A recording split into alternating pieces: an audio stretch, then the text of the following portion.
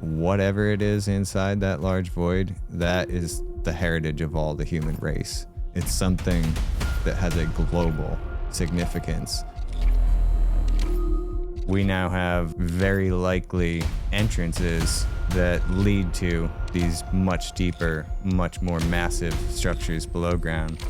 But I think the primary function, especially of the Great Pyramid itself, was it was a functional tool. It was used for the final initiation ritual, which was the crowning achievement of the initiate going through all of the mystery schools of Egypt.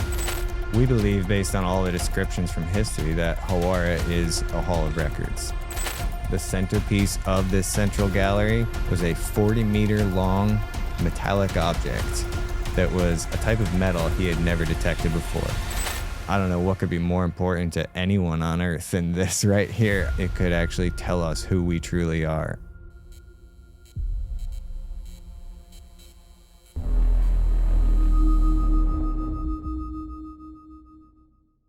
Okay, so good. So, I mean, today is really more, we're going to focus on Egypt today and a lot of the stuff that's happening underground in Egypt. So I'm excited to talk to you about some of that stuff. And then, a little bit about the big void and your thoughts there. But where are you, where's life taking you today? Where are you based out of Egypt? Do you travel back and forth from there? Where are you living? Well, I live in New York still today. Okay.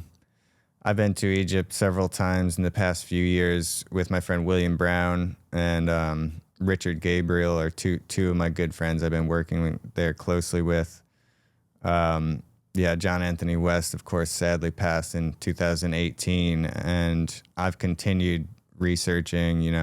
He had helped me for so many years to just cut through all the, useless kind of repetitive, same story over and over books about Egypt, and sent me straight into all these mysteries. So I just kept going. I was already, had all these different leads webbing out in different directions. But I met William Brown. He really blew my mind because I'd been looking for so many years. By maybe around 2020, I ended up coming across some of his work and seeing that he had all these ground-penetrating radar scans of the Giza Plateau all over the plateau, like 9 different locations all around the Sphinx and Sphinx Causeway, coming to the Middle Pyramid, all around the Great Pyramid, right up against the edge of the Great Pyramid and the Khafre Pyramid.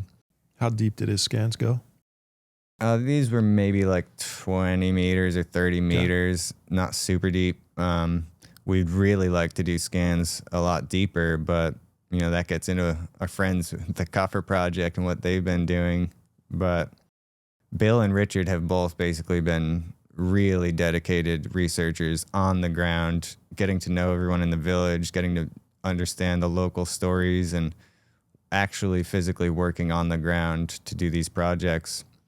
And when he showed me these scans of the plateau itself, I was like, I've been looking for this forever. I think everyone who's involved in this mystery has been looking for this forever. How did you get permission to do this? How did you get these? And every single one, 9 for 9, they found chambers, tunnels, caves, tombs. One of the locations they scanned, and this was in 2006 with the National Research Institute of Astronomy and Geophysics. And then he also did the same 9 locations with the Polish University of Warsaw, Wrocław. I still don't know how to pronounce that. But 2 different teams, they did all 9 scans with both.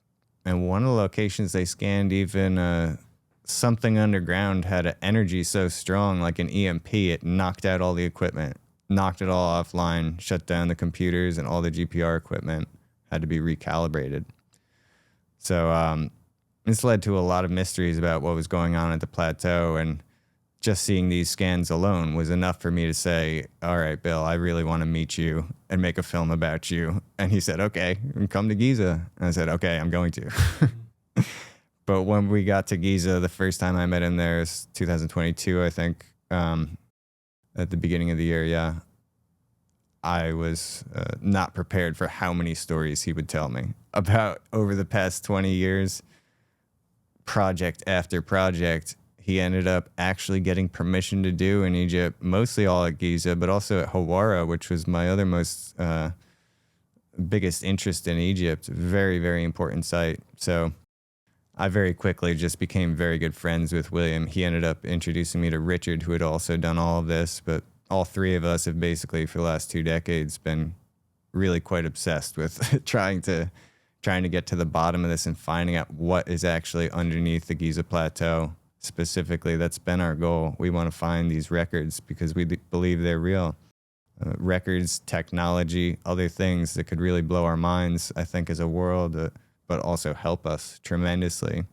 So we, as a team of 3, we've just become a trinity, a triad, where we're talking on the video chats every week, just like, all right, what's the next step? How do we've been pushing for excavations at some specific sites, which we can talk about some more of the details as we go along. But yeah, basically I have a team of William and Richard at this point where we've been trying to hit it for so long to try and find whatever hard evidence, real evidence to see what's down there.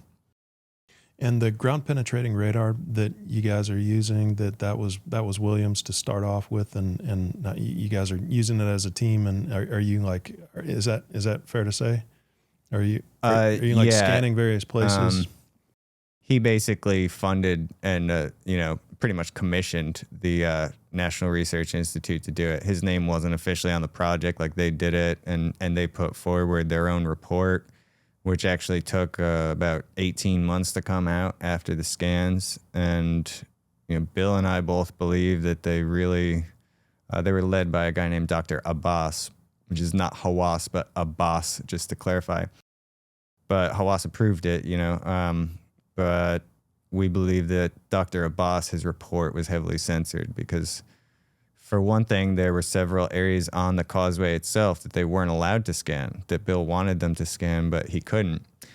And then because it took so long for this report to come out, and because of the way he phrased certain things, we don't think that Dr. Abbas was allowed to say everything he knew, and he wanted to maybe say more. But what he did say was, there are indications of potentially artifacts of extremely high value and knowledge and things to be found.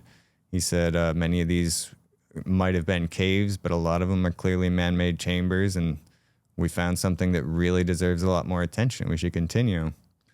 So, it was a National Research Institute of Egypt really saying, okay, we did the scans, and now we found some very interesting things all along the causeway especially. We have a lot more to look at. But Bill kind of ended up giving his own rogue report, which shared a lot more of his details around it that were a lot more informative about some of the anomalies especially. Okay, so yeah, what's the situation like down there underground? Like, what are you guys seeing? What's really the real truth about what do we know? The way he did this, Bill actually, his wife is a dowser, and she was going around with dowsing rods on the plateau and detecting these energy signatures at certain spots. And that's why they chose to do the GPR scans at those spots. And she was so successful with this method. This is why 9 out of 9 were hits. They found chambers exactly where they scanned. She was so successful, she actually was given an award from the head of the archaeology department at Cairo University for that. So it was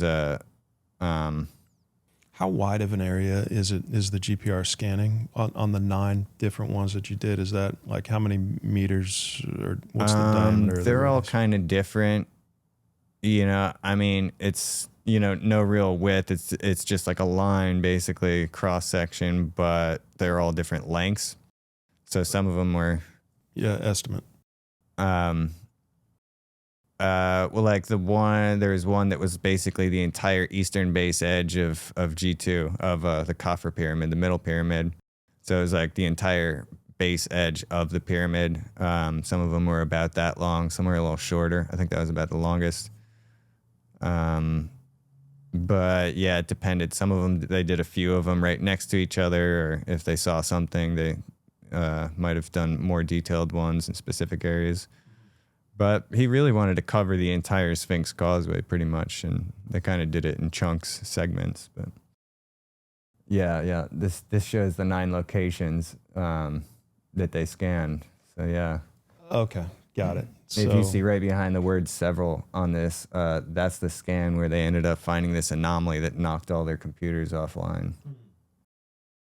So yeah, this was an image from my Secret Underworld of Giza 3-part. It's now a 4-part series, but the first 3 episodes it's all about William's work at the Plateau and me covering his 20 years of all these discoveries. So that's William Bill right there, that guy. Yeah. Yep.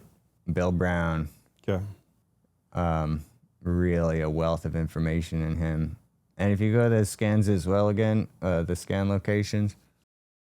Do you have images of the scans? Yeah. Can we look at a couple of those?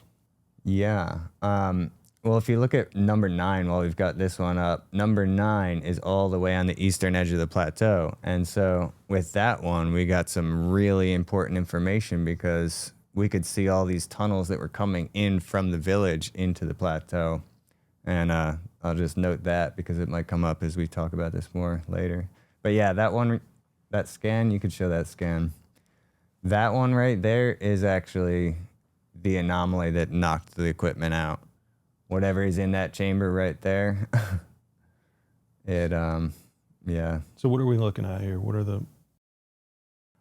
Those white dots, those are like 2 walls, it would seem, of a cross-section of a tunnel going under it, or a chamber.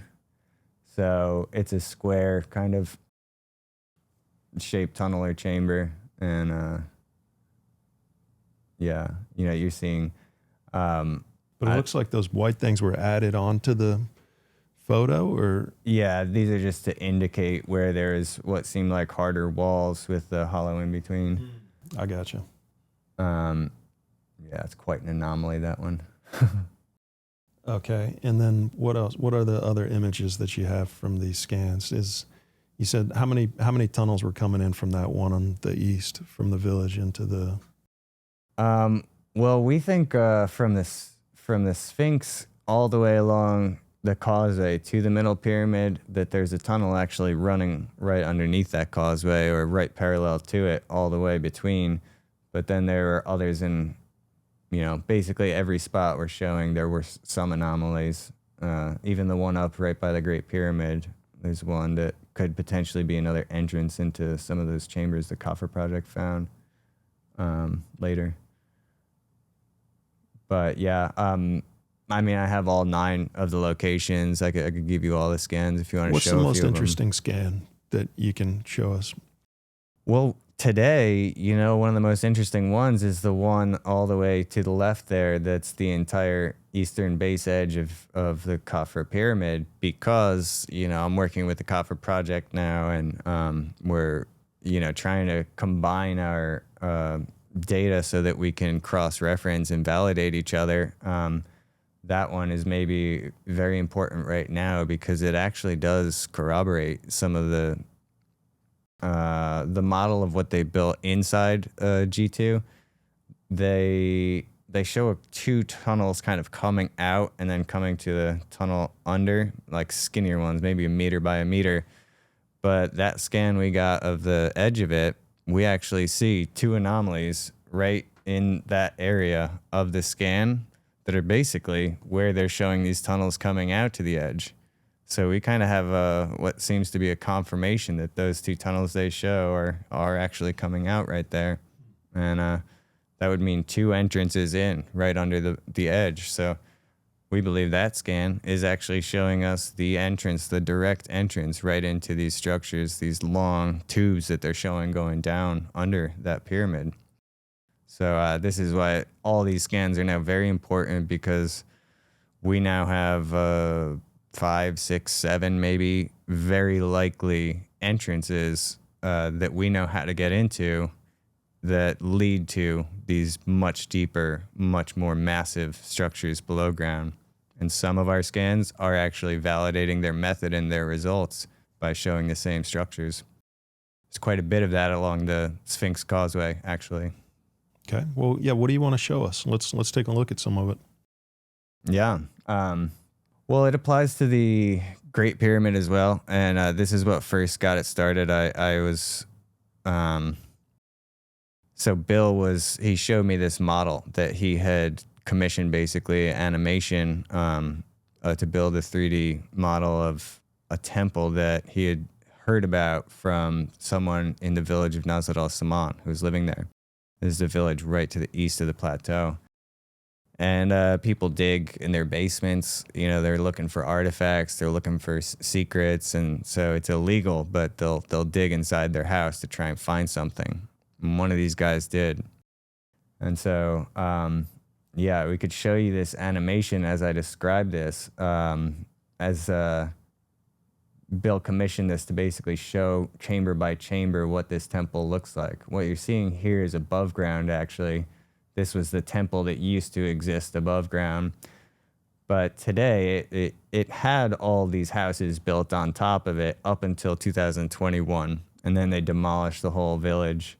So now this is just nothing. Where you're seeing this temple, it's just rubble. And there's like a road actually going over it. But this is the shaft that he originally dug going down from his house. And he reached to this first chamber and then all the chambers you'll see in sequence. And they busted this they raided it in 2019, and they never arrested him. Who raided what? The authorities, the police.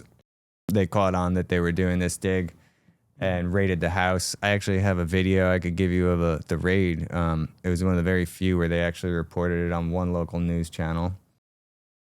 But ultimately, this is what he said, that it had a tunnel running straight to the Great Pyramid. The guy that lived in the house that went down into this tunnel said that it went directly to the Great Pyramid. And did he say how far he'd gone? Well, he basically described all of these chambers, and this very unique inverted pyramid as one of them too. But he basically gave us eyewitness descriptions of all of these chambers, which is the primary evidence used to build this model. Though there is a lot of research, especially that Bill has done over many years, to try and confirm all these different parts of it, and me as well. This is part of what we've been working on when we go to visit. And I've been there with Bill 3 times now. We're doing more and more research, and sure we'll be back there soon again. But he gave me this model in 2022, and this right here is one of the most fascinating parts, this long corridor of rooms, which we were told most of those are still sealed. So these could be storage rooms, record chambers, anything really. They're still sealed. Then how does he know that they... A lot of them are still sealed, at least, I think. And so I think some of them you could see into. And so he's assuming they're all the same shape, but they're just doors. So a lot of the doors are still sealed. Now, this is the actual video of him going down in the shaft before the excavation was raided and busted. This was a very rare video, so we included this in my film series, Part 3 of The Secret Underworld of Giza. But besides all the other astonishing, amazing things about discovering an entire temple complex underground at Giza, it includes a tunnel directly to the Great Pyramid, according to him, at least. But we can basically confirm, I'd say, Bill and Richard and I, we know that there are at least 2 tunnels from that village coming straight over towards the pyramid. So whether they're excavated or not is unknown. I don't know if we could just walk right through it as it is now, but...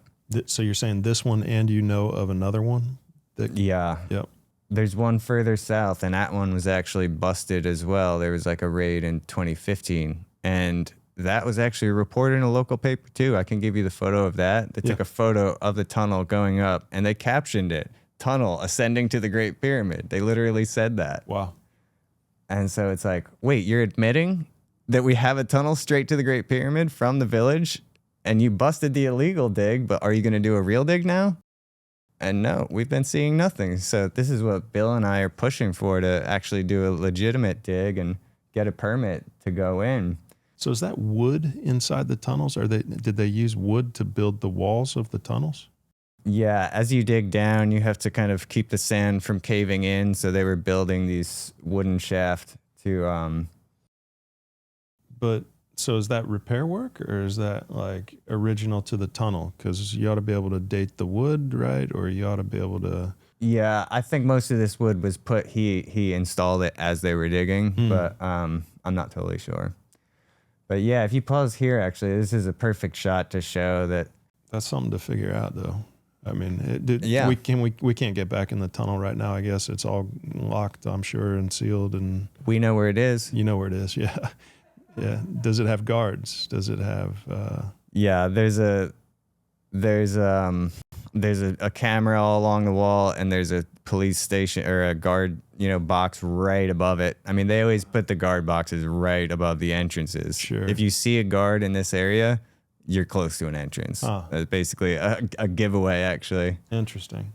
But we know exactly where it is, and we are asking the ministry for a permit right now to excavate it.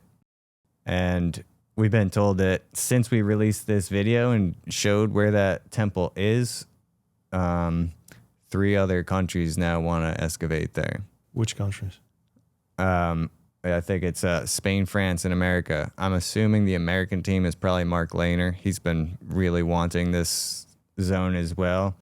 Because if you go from the pyramid to this temple and then continue further, this is part of the Great Pyramid Causeway that goes off into the village.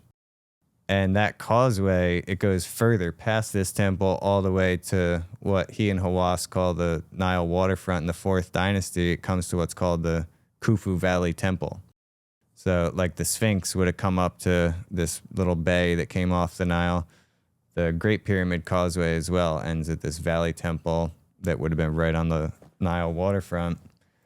So Lehner has been excavating for the past few years a whole section of that causeway that's been buried under houses in the village it's been buried for thousands of years, and we just started seeing it since 2022. He uncovered a whole section of it, megalithic, blocks just like the pyramid, clearly the very same age as the pyramids themselves, but these things haven't seen the light of day in thousands of years. So it was very exciting to see just part of it. After they demolished all these houses, he was allowed to dig there. But that was still further to the east of this temple. So a few teams want to get this temple now and excavate it. This is right basically at the wall where the causeway leaves the plateau officially and enters into the village. So people from America, Spain, and France are requesting to be able to dig at this spot based on a YouTube video, based on one guy's account of digging and finding a hole in his basement and putting it on a YouTube video. I mean, well, it's very clear that there's some important stuff there anyway, because it is the causeway. The causeway is, each of the 3 pyramids has an eastward leading causeway, which is a stone road basically coming off from it. So of course it's important that the Great Pyramid's road, official approach road, is going straight off into the village. But the village has been encroaching so close onto the plateau that it's all been, covered in houses up until 2021. And that's when they first demolished this whole section of the village, which is the entire area that we're hoping to have permission to excavate and scan and film underground. So they want to excavate it, not because they think that there's a tunnel leading to it, or just because it's a historic area. What is there? We don't know. You could say that it's obviously an important project just to excavate the entire causeway itself, but it would seem they saw our film. They understand, we explained the location too, because we know there's still teams of people that are trying to break in there and rob it, raid it, Tomb Raider, they're trying to just steal everything and sell it on the black market. And all of these people were already figuring out that this temple was there. So we told the whole world because we wanted to protect it. Yeah, there you can see the. That's the tunnel right there that they found in 2015 coming from under the wall. From this guy's house.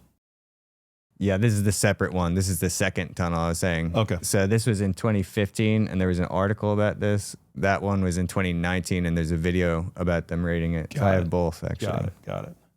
And have you talked to the guy that has the video, that created the video about the tunnel underneath his house? Do you know him? I do, yes. Okay. Yeah. What's his? I mean, how many times have you connected with him? You believe him 100%? What's the story with this guy? it was his house. He did live there.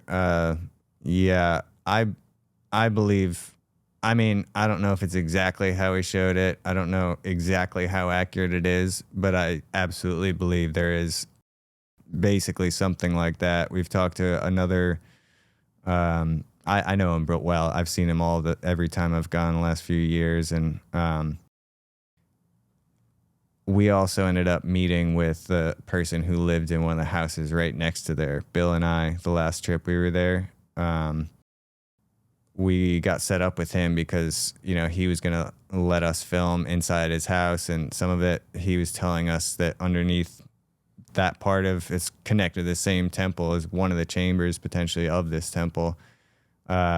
His father had found something underground in the 80s, and it was this giant chamber that had statues all along both walls. And he told us that's still there. It's filled in at this point with like dirt and sand, but they basically, it had filled in since the 80s when they had confirmed that all these statues are still down there and hieroglyphs on the walls and stuff. So he told us about that, and that's part of a confirmation that it would be worth excavating. So we've been pushing for that for a long time. But yeah, now we're just in the process of getting our official preliminary report together to submit to the ministry. So we're potentially weeks away from our next and most hopefully, most likely to actually come through permit application, because Bill's tried in past years. He's tried to share a lot of evidence saying there's very clearly something very important here. And, we can start with more scans and start confirming it with more scans. But I can tell you also that I spoke to Filippo Biondi of the Kaffa Project recently, and I showed him this. I did an interview on Nicole Ciccolo's channel, their official channel, with him and Armando and a couple others. And I showed him that image, and he said, "This is very interesting, Trevor, because my SAR scan data has shown a long corridor of rooms right there." He said he was seeing that's 130 meters, it said, with the chambers on both sides. So he actually confirmed that there's a long chamber of rooms there. So we do have several confirmations besides all the other research Bill's been doing on this temple for a long time. And some of the stuff to the south of there as well that relates more to the Sphinx. But this temple complex, yes, it's there. It's there, and we need to excavate it, and we need to protect it from, all this stuff getting lost to the black market. I've seen artifacts that have come up from there too, and I'm like, I don't want to see them disappear. It's very sad, Yep. So what, I guess if there's a guard there, and I mean, like you're trying to get a permit to go in, and you're trying to be the ones to excavate the place and to find out what's in there, but they've already got a guard there, and so they've already. I mean, they must know. If you're saying that there's guards at all of these entrances, then the Egyptian government must know that the entrances exist, and if they're putting towers right above every entrance, then they know that these are entrances to these underground tunnels, and so they would have already explored them, I guess, right? So they would likely know. I hear that a lot as we talk about the big void. Well, if you're going into the big void, then Zahi's already explored it, and you're not going to find anything, and it's just going to be the same old narrative. So I guess that's replaying in my mind as I'm hearing you talk about guards over these entrances to the tunnels that you want to excavate. So any thoughts there? Very good question. Yeah, I think that's some sound logic, to be honest. Or not to be pessimistic about it, but if Zahi is willing to let you stick a camera up into that void, it does seem to be an indication that he has already been in there. They've talked about opening things live on camera for the first time ever, which is exactly what we want to do to all of this whole tunnel and everything, but never have they done that. Never would they open something without knowing what's in it. That's just a fact. They're not going to do that. They'll say it is, but unless they can't get in, you can see it with a tunnel that has a clear entrance at ground level. They can just climb down into there. They can take a shovel and get in. But if there really is a void that's hidden by 100 feet of limestone on every side, and nobody knows how to get into it because it's not currently connected that we know about to any of the other chambers, then it's possible that he really does need somebody to find a way to get into this thing, And so I feel like those are slightly different situations, and that it's at least, I think at least a coin flip that we have not been in the big void yet, that they don't know what's in there, that nobody's been in there. So yeah, there's definitely a chance. That's my hope. Yeah. And I am, I'm optimistic. I hope no one has been in there yet, because I do think we're going to find the most important artifacts, records, potentially. What's in that chamber? It's the holy of holies of the entire country, the entire world. I mean, this is... I feel like it's nothing. I feel like there's nothing in there. It's just something fun to do, right? Yeah. But I'll tell you that I feel like it's another like Grand Gallery, like that. That was used in the construction of the Queen's Chamber, and that this big void was used as a gallery to construct the King's Chamber, to bring the granite blocks up there or something, to drag them. I don't know, but I feel like it's gonna be. There's not gonna be any glyphs because the Egyptians, so there's not gonna be could there be if there's a tomb in there, then that Zahi's been in there. Yeah. Well, yeah. Actually, if you could bring up the image of the tunnel aligning to that pyramid image. So when Bill first gave me the model of that temple, this one right here, I was one of like 3 or 4 people he had trusted that video to, the animation. So I was looking at all different angles of it, but nobody knew about that model. And that's when in 2022, Corrado Malanga and Filippo Biondi published their paper on the Great Pyramid and all those internal structures. And I just put them together on Photoshop, aligned the angles as close as I could. And you can see that yellow tunnel lining up to number 7 from their model. This was obviously the same tunnel to me. It was almost perfectly showing the exact same structure. And if you can find, there's another angle of the same thing that's showing the path all the way up to it. Basically, if you look, this is the aerial view. You can see that's the temple with a long corridor of rooms coming off. And then you can see the tunnel. The tunnel follows the causeway to that part, and then it cuts off straight to the west over. So it appeared to me, that it was the exact same tunnel they were showing in the pyramid scan. And there was no way either of those 2 parties could have known of the other. Because this image, of the pyramid itself, it came out before we released this film, which was the first time anyone in the world had ever seen the temple to the east. So to me, it was a double blind. It was like, well, these people, I've got two models, both of them showing me the exact same tunnel. And so I'm saying, at the very least, we have an opportunity to get all the way straight up to that large void above the Grand Gallery without doing any drilling, without hurting the pyramid at all, at least potentially, at least there's a chance that it does still connect all the way and we can get right up to the top. And I do think absolutely, I respectfully disagree. There's no way it's nothing unless it's already been entered, unless it's already been rated. There has to be, I think, some of the most important things in the planet in that room, whether it's technology or records. I don't know if you're familiar with the Emerald Tablets of Thoth the Atlantean. These were, 1939, written by a guy who, Doriel, a.k.a. Claude Doggins. We don't have any proof that this text goes back earlier than 1939, but he claimed that it was this very ancient text and that the original copy is still stored in one of the still sealed chambers of the Great Pyramid. So that's potentially one thing that's rumored to be inside. There are other things I've heard of lately that are a little more mind-blowing, but I don't know if So do you think that the other rooms that have been explored that are within the Great Pyramid and within all the other pyramids and where nothing has been found, do you think that's because they've been raided in the past, or because not, or do you think that all the stuff's just in the big void, or like what, like why has there been nothing else found in the other spots, and is that like looting and raiding, or like what are your thoughts there? Yeah, that's a good question too. Well, I don't think any of the pyramids are tombs. You know, Yeah. only pyramid in the world that I've ever seen that was a tomb was Pacal's at Palenque in Mexico. That's the only pyramid I've ever heard of that actually was a tomb.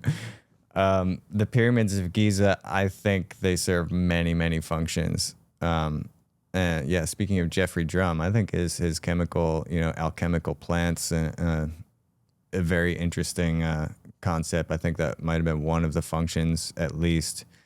But I think the primary function, especially the Great Pyramid itself, was a functional tool. It wasn't meant to be storage. It wasn't meant to be the final resting place. It was used for the final initiation ritual, which was the crowning achievement of the initiate going through all of the mystery schools of Egypt, learning from the temples. And I think you had 3 separate initiation rituals that applied to each one of the Great Pyramids, that each had to do with learning about, this was the science of enlightenment, essentially the accessing of higher states of knowledge and consciousness, where the final graduation, let's say, of the school you're going through is to take the final initiation in the Great Pyramid. So I think actually what we call the Osiris shaft, for instance, is this would have been a preliminary ritual or purification ceremony maybe happened in that chamber, let's say, before going into the Khafre pyramid for that one's initiation, final, larger initiation. Whereas this temple we've just discovered to the east that connects with a tunnel straight into the Great Pyramid, this might have been used for like a purification or preparatory ritual before doing your final initiation in the King's Chamber of the Great Pyramid. And you have these mystery schools, Rosicrucians and stuff talking about this was the tradition. In fact, all of them, you would enter through the Sphinx, you would come along in a procession up to the Sphinx, and they would all chant this specific tones and frequencies. And they said that the stone in front of its paws would suddenly rise out of the ground. They would march down into the tunnel, go back through there. They would stop chanting, and the stone would sink back into place and seal the door behind them. And then they would proceed silently through the tunnel to whichever pyramid they were doing the ritual in. So I think the primary function of it was really to teach you this final lesson, which is, the initiation is about showing you what it's a simulation of death. It's showing you like what you are without your body. So it's like astral projection or remote viewing. It's about helping you to really comprehend what you are as a soul rather than a person, a body, an ego. So I think that was the ultimate achievement or aspiration of the student of the mysteries, was to truly learn what they were, in their own power, and be able to. I've heard before in legend that you would have to go in, and there was originally a lid to that sarcophagus that they would put over you and seal you into that box. But you would have to prove that from that state you could observe what was going on in real time in different corners of Egypt. So you could prove that you could astral project, basically, a remote view. So if it was a tool used for that, then what would we expect to find inside? Nothing. It's just a space that's, it's important because of the stones, the resonance of the stones, the math and geometry of it. There's so much knowledge encoded just in that alone. You have, pi and phi and the Pythagorean theorem and all these mathematical constants being demonstrated, and all of them combined within this knowledge of how to use those would bring an effect to the, there's all these acoustic effects in it for one thing, but you are being affected by that whole ceremony, that ritual. And the stones themselves, you don't hear them or see them vibrating, but they have a vibration, a frequency that actually affects you as a person. And I think that's part of this science, is they knew how to actually lift you into these other states of consciousness by using this sacred architecture, basically. But that's not to say that there aren't going to be chambers. Like, there are certain things that make me feel there is very likely artifacts in this one specific chamber up there, because I don't know, I think that might be one of the record chambers of Giza. Like, it's possible there's another tool there. Maybe there's a Stargate. Maybe there's some kind of portal, or, you know, a lot of people think it's an interdimensional kind of device. We don't know. It could be part of the functioning machinery of it. You know, I'm close with Chris Dunn. I really appreciate his work about it. I think that's another function. So, sorry, that's kind of a long answer, but it's a great answer. No, I appreciate it.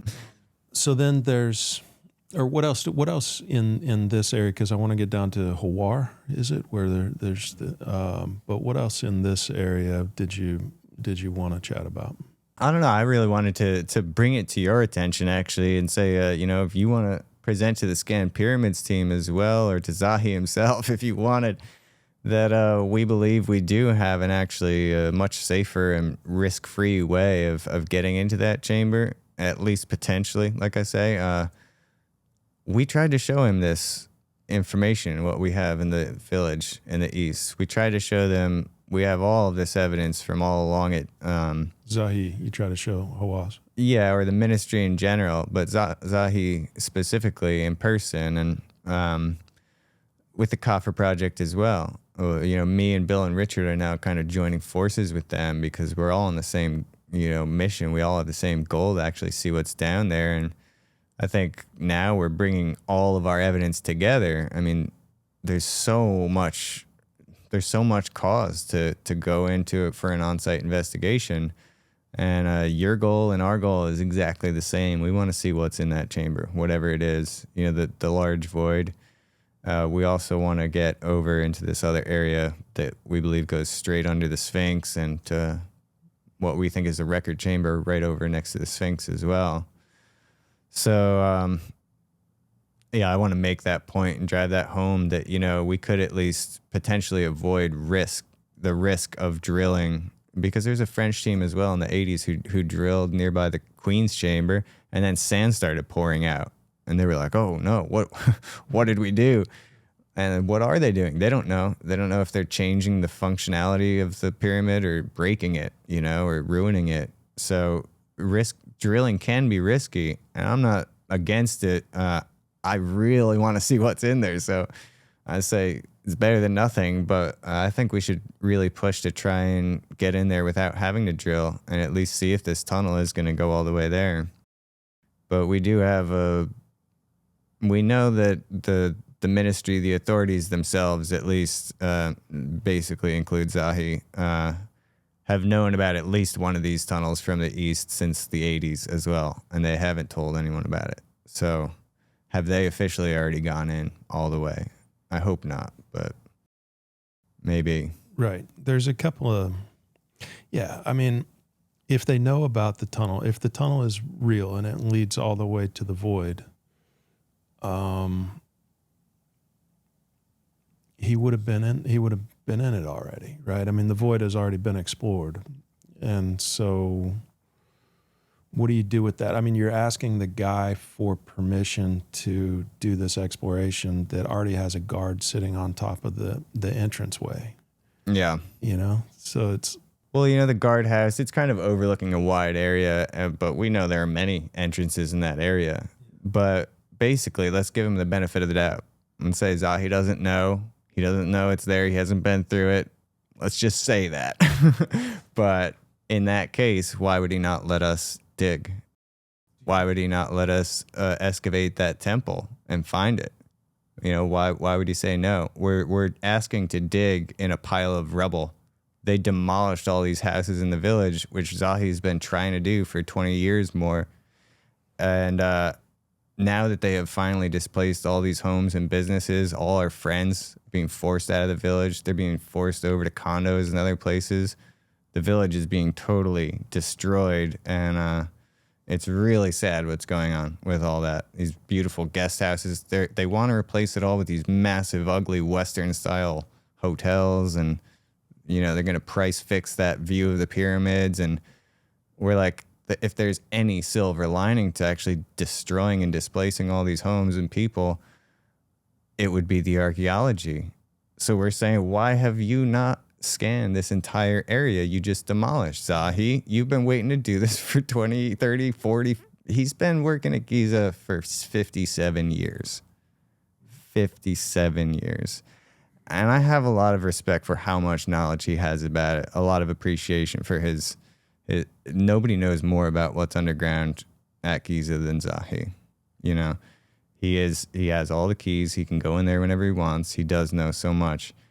But why is it that we have to get the money, bring it to them, and beg them to let us do what is the obvious thing to do? After demolishing the village, they should GPR scan that entire area.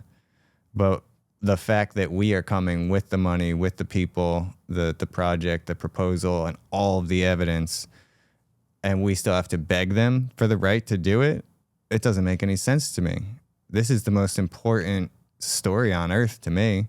This could change the whole world. This belongs to all of humanity. And it really doesn't matter what you think of Zahi. Like, no one alive should ever have that much power over this situation. There should never be one person who can say, no, I don't like them. No, they're amateurs. No, this is BS. It's like, it's very demeaning how he's been treating the Coffer project. And with William, it was like he had offered Bill a job on his own personal team back in 2009 after the Hawara project that Bill had done. And because he saw he was a civil engineer, he does good work, he respected him, and Bill said, no, thank you, because I want to keep my freedom of speech and be able to say what I want. But what happened recently was we tried to, Zahi went on Joe Rogan. He did very badly. The Arab press ripped him apart. And then he went right here in this chair I'm sitting in now to speak with you, and you did a much better job with him. He did a much better job as well. I thank you for that as well. He was prepared. He was ready to go. He knew what went wrong on Rogan, and he was ready to have a better appearance. There was some backfiring, and I was happy for him. That he looked a lot better and maybe gained some ground back. But it was like, all right, well, he said on Joe Rogan, yes, of course, when Joe asked him, I would be willing to meet and speak with the Coffer Project. When we were both at the Cosmic Summit a couple of weeks ago, and I first met you there, and we saw some of your beautiful vases, early kingdom, amazing vases. By the way, thank you for that. We got news that, so the same day as the Rogan interview came out, we released the poster for the announcement of the conference in Dubai in November, featuring myself and Armando May and Filippo Biondi as speakers. And Zahi had already signed up to be a speaker for the same conference. So we were very happy to be invited. All three of us were very excited to have a chance to speak with him. And we were absolutely ready to be totally respectful, totally, really, we really were looking forward to it. And so I was asking them, we were all basically like, obviously, let's see, what can we arrange a round table beforehand to just like talk about the technology. And Zahi had said, of course, I'd be willing. But at Cosmic Summit, we got news that he was offered the chance for the roundtable discussion. And he said, no, I don't want to meet with them. I don't want to give them any credit. I don't want to appear with them in any way. And the organizers, they asked him, they said, well, why? We're confused. You just said on Joe Rogan you'd be absolutely willing to meet them. And now it led to him withdrawing from the conference specifically because he did not want to meet with the Coffer Project. And me. I would have been part of that round table. I suggested it. And I've been wanting to meet him for 20 years. Dead serious, I do have so much respect for how much he knows, at least. He's done a lot of things to lose my respect over the years, but it's not like I never had any for him in the start. I've called out a lot of his lies in my films because I don't care about the little ones or the ego stuff or he's just obsessed with being on camera. But if he says lies that I can prove are lies and they are actively obstructing our path to important truths, yeah, I'm going to call him out. Like I proved that he was lying about the NC2 system when he went in after Andrew Collins discovered it in 2008. He put a gate on it, went in with his own team for chasing mummies, his show back then. And he went to the back of the cave, sent a guy into this what we call the tube tunnel at the very back end of it. And the guy came back out and says, yeah, it ends there. That's it. And that was a lie. He put that in his show. So I had to crawl into that tube and go get footage and prove it was blocked up with dirt at the end. It did not end. Henry Salt and Giovanni Caviglia in 1817, they said they went much further, and it opened up into many labyrinthine passages issuing from 3 large chambers. So this is a lie. And this is an entrance into the underworld of Giza.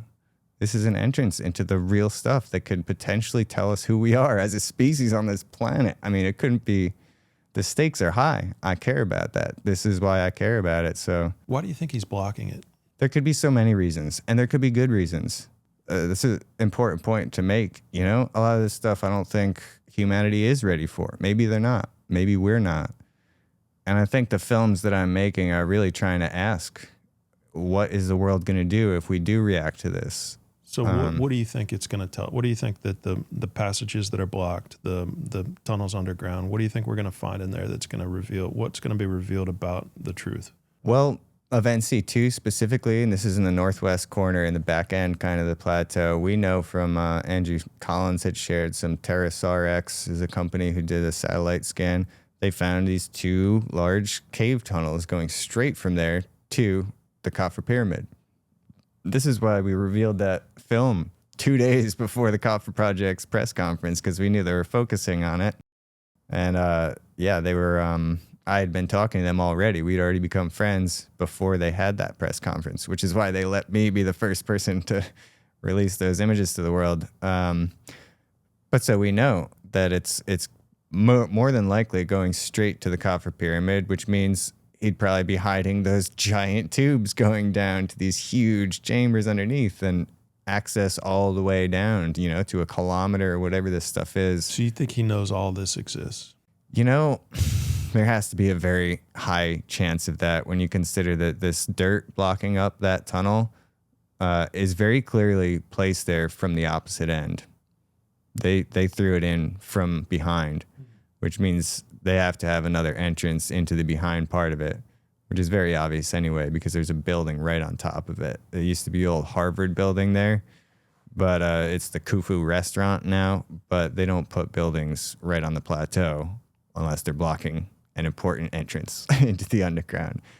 But if we know that they've been past the end part of that, that means they're more than likely already had access directly to the underneath of that pyramid. So Hawass knows that that the Egyptians did not build this infrastructure, the pyramids, the tunnels, the obelisks, all of it, and he knows that it's from a civilization that existed prior to the start of the Younger Dryas. I think there's a very good chance that he and or the authorities, let's say, have seen some of that with their own eyes, potentially at least, because these tunnels do really look like they go straight over there. And we pointed out this other door we think it connects to that has been very suspicious. As soon as Richard Gabriel, he shared some stuff about it, they set up a tent in front of this door and we're doing work in there, and it was like they're watching our movies, and it happened multiple times where we put out something about it and then they would set up this work tent for a few days and do something like they're sealing something up or something. But I'm not going to say I know he's seen these things, but I think he's aware that Egyptian civilization goes back way earlier than this dynastic period.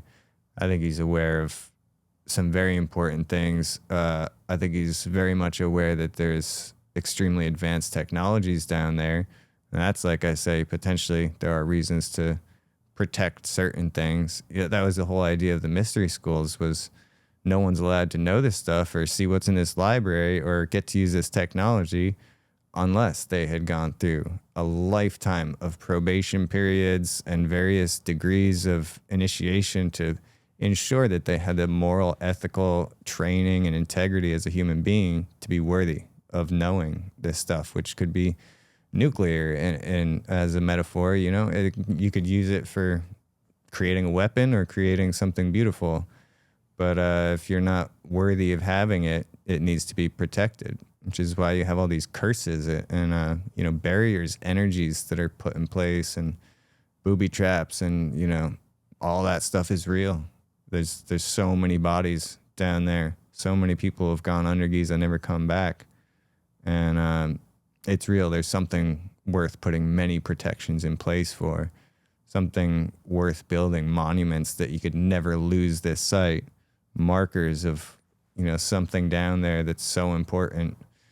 It could potentially, be the core of a science developed by an entire thousands of years of golden age. When I think about the golden age or try to describe it, I say imagine a civilization of Nikola Teslas or Da Vinci's, like someone with such a capacity for creativity, ingenuity, intelligence, and just, can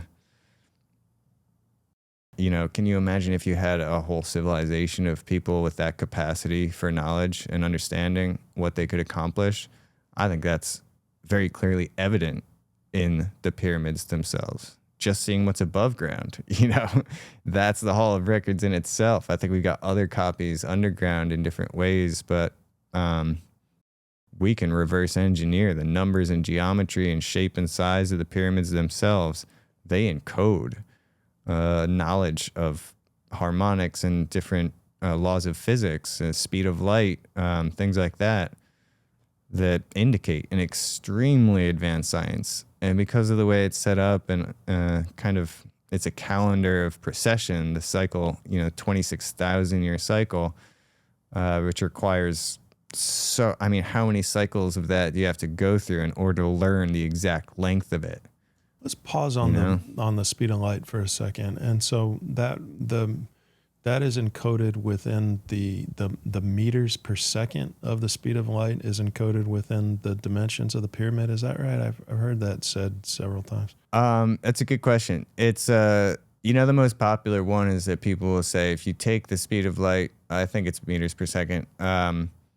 The one that's like 299 something. Ryan, can you chat GPT this? If you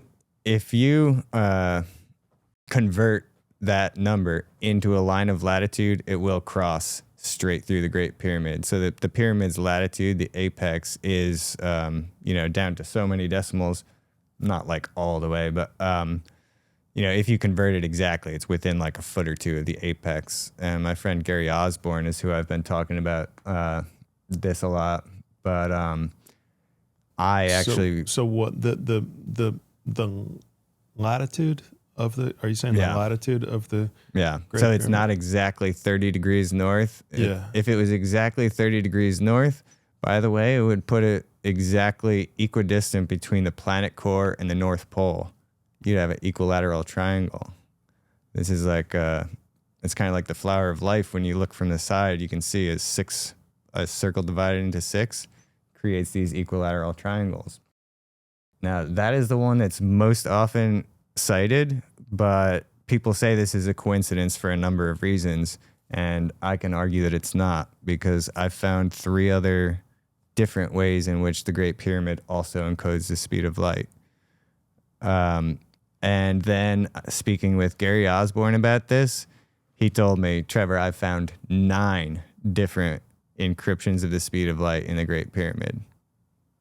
I was like, you got me, Gary. But there are, in my book I've written about this, which is not published yet, but for instance, if you take the base perimeter of the Great Pyramid and circumscribe it in a circle, touching all 4 points, and then put a circle on the inside, touching the middle of each of the 4 sides, and then you subtract the inner circumference from the outer circumference, you get exactly the speed of light, but only if you do it in meters. Yeah, And so were they people using wonder meters? about this. Like so this ancient civilization was using meters?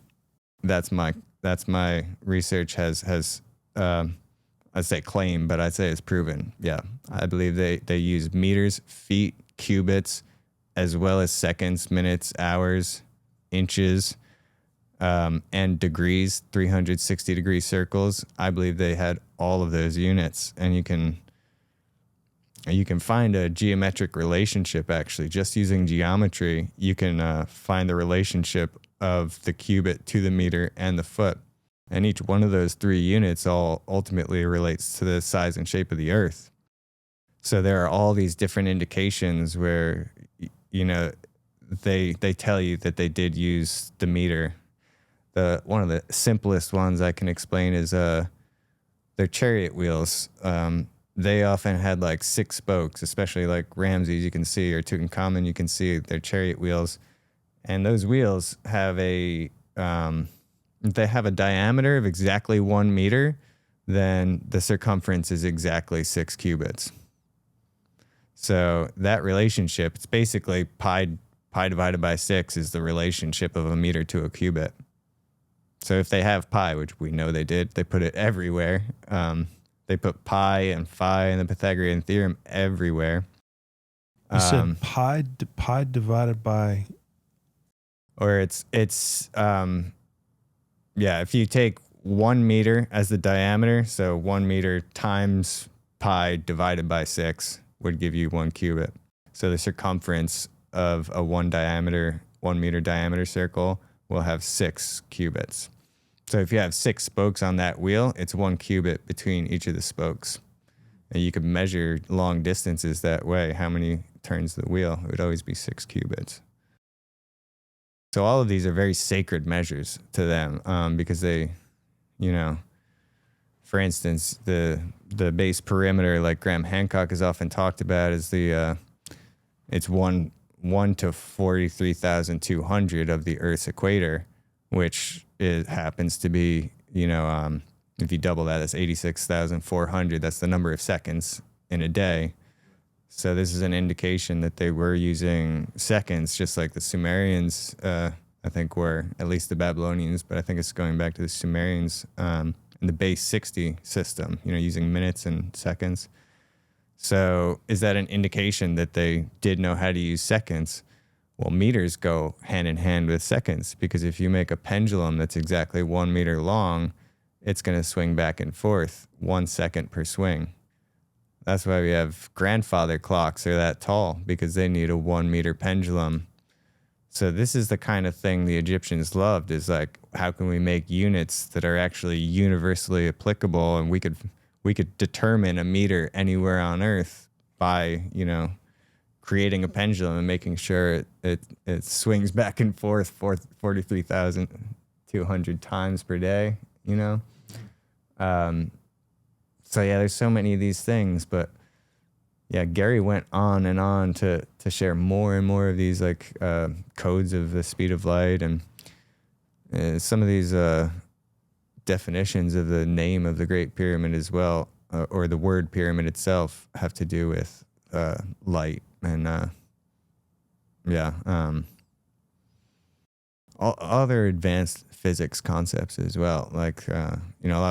Armando's been talking a lot about the number 137, but many of my other friends have as well. I'm talking with Gary Osborne, R.N. Voot, Jimmy Blanchett, Ed Nightingale is a really great one. A lot of people don't know, but a lot of these friends of mine are all finding these concepts and codes and templates of the geometry they're showing advanced physics. Alan Green, he's one of the best of the best.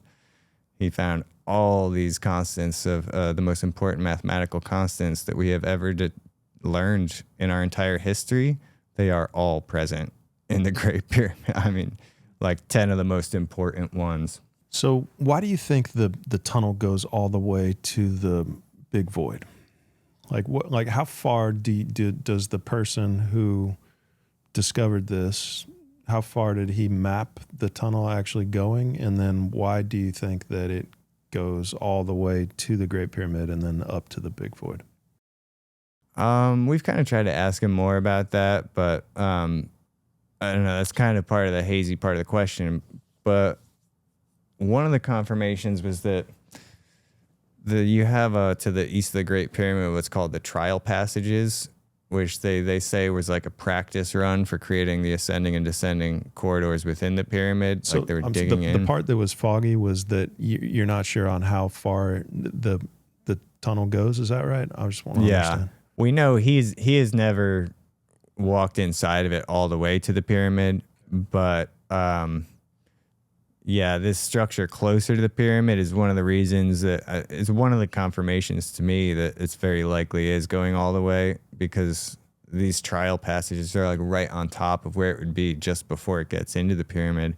So as we were bringing this stuff to the public, we figured Bill, and I were saying, watch the trial passages. They're going to try and see if they can get into this tunnel through the trial passages.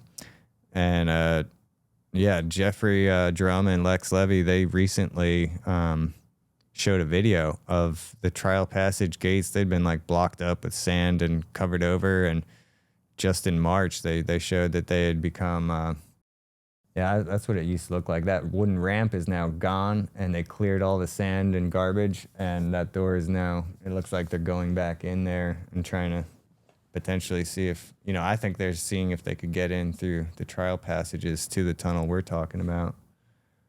But we don't know. We don't know 100% that it connects, and we don't know the internal structure of those chambers either. We're assuming that if the paper from 2022 is correct about those chambers inside, and if this tunnel really does go exactly that far, as our friend describes, then I don't know. I say we got a 90% chance to be honest, based on all I know about it, that it would connect. And that is a good chance. That's very high. As far as I'm concerned, it's like, if we can avoid drilling and we can dig in a spot where there's literally no risk at all. Because this is what happened to John when he and Shock tried to dig by the Sphinx. He said, no, we can't just let anyone dig by the Sphinx who has an idea. And he's right. You can't. You have to, you have to bring a real team of academics. You have to bring funding. You have to have the right equipment.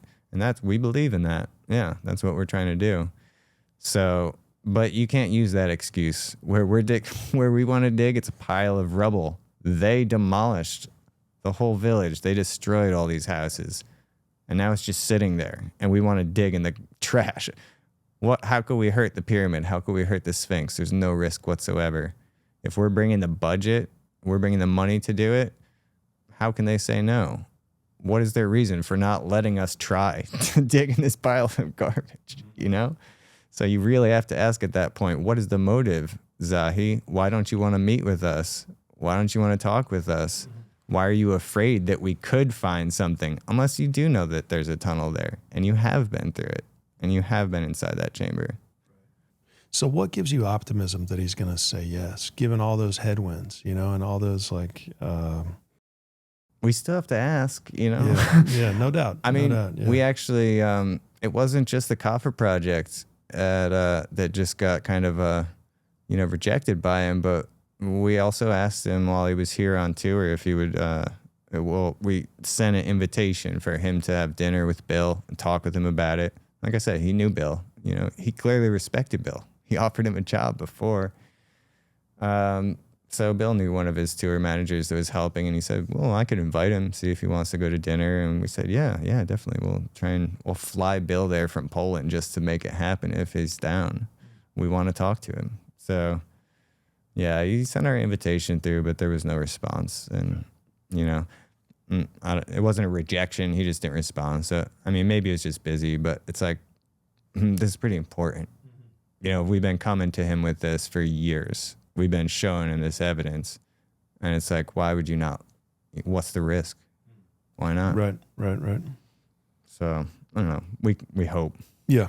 Okay. We have to try, but we've never had the kind of we don't have funding guaranteed, but we have friends now that are more serious about actually coming through for funding. Or if you're interested in it, definitely would be interested in talking with you about it. But we do have some other friends now that are saying, we can bring a real budget this time, and we've got a real thorough preliminary report to bring. So as compared to some of the times we've asked for the permit in the past, I think we're looking much better this time. But it's also much scarier hearing that there's competition now, because if any of those we don't know who those teams are, but we can't guarantee they're going to be transparent about it.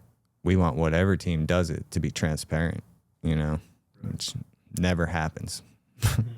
So we hope. Yep. Well, what else is what else is crazy cool down there that you wanted to talk about? Right? There was Hawara you mentioned. Just is that a decent place to go next? Hawara is so important, and I could definitely go for a few hours about that. But I can give you the lowdown of the newest stuff is unbelievable. Hawara is this site that Herodotus and Strabo and Pliny and all these different historians talked about. Napoleon was there, Petrie was there, all these different excavations were seeking basically what Herodotus had originally told them was this massive labyrinth complex, multi-levels, 3,000 chambers, and all these huge columns and pillars inscribed with arts and sciences and different things, and a hall of records, essentially. Is like when I'm looking for actual ancient records of a previous age of civilization, that's what form it would take. It would be underground to be protected, and it would be a million different rooms so that you'd have so much surface area on the walls to actually carve it into the stone, not just papyrus or something that's going to easily be destroyed. So we believe, based on all the descriptions from history, that Hawara is a hall of records. It's like a master copy of all this stuff, and it's so immense. I mean, you could fit half the temples in Egypt inside it together. Really, it's that big. And so we've got some of these images from Athanasius Kircher later on, did some beautiful images. We're basically based on the original descriptions, not an eyewitness account, but it gives us an idea of these many chambers, all these different labyrinths, and some of the symbolism going with it, the 12 different halls he described, just maybe different zodiac symbols or things like that. But, in the legends, they said it was constructed over the course of 12 different kingships, and all these 12 consecutive kings were buried within it. But basically, after Petrie's time, it was pretty much determined or understood that it was gone, that it had been, pulled apart. They were pulling stones out of there for a long time, and everyone thought they'd basically taken the whole labyrinth and removed it, and it was gone. But in 2008, Beall, who I'm working with at Giza, he was the first one to, right after they did the 2006 scans at Giza with the NRIG I was talking about, their team moved down to Hawara, and they scanned all around the pyramid. They found all these chambers with GPR. And they were actually scanning the pyramid. It's a mud brick pyramid, but we know that it's actually really a stone pyramid, because Herodotus is talking about having all these large figures inscribed on it and stuff. So Beall actually found underground the actual corner of the pyramid that was way deeper down underground. So the pyramid itself is much bigger than anyone thinks. And according to Robert Schock as well and Catherine Ulysses, they both were developing this idea that the mud brick was actually like protective encasements. Like at Göbekli Tepe, it was intentionally buried to preserve it. So we think, the mud brick might just be a covering over top of the original stone pyramid, more than likely. But he was also doing GPR scans over the pyramid, basically, and finding chambers inside of them. But then in 2008, basically, Beall was there 2007 through 9. So concurrently with him, my friend Louis de Cordier brought another team called the Matterhorn Expedition in 2008, which he funded as an artist. He's a Belgian artist with the University of Ghent. And again, the NRIAG, the same team, had scanned with Beall earlier. They scanned the whole labyrinth area, and they found all these chambers, this whole pattern of grid-like structures. So the two of them had both basically proven the labyrinth was still there, and there's still entrances to it through the pyramid. But more importantly, both of them were focused on this issue of water. The water table had risen and was filling in a lot of these chambers that were flooded. So it was getting actively destroyed by the water. There's damage. And so Bill is a retired civil engineer, and he did this whole site plan analysis of the water tables and came up with a plan to lower the water there to protect it, preserve it forever. There's like a canal running through part of it. So that needs to be dealt with, and then other wells could be dug. And this is what he submitted to Hawara in 2009 at Cairo University, this conference presenting their project. And that's when Hawara offered him a job because it was a great report. But this report's been sitting on Zahi's desk, since 2009. He's had a plan to lower the water table and protect Hawara, and he hasn't put it in action yet. When he took that report, he basically kicked their team out, the team he was working with, the Polish team, and they handed it over to a French team. And the French never went through with the plan that Bill gave them for how to actually fix the water. So Bill and I have been really, and Lewis as well, all three of us are, we've been talking for the past few years about bringing attention back to Hawara, trying to fix this.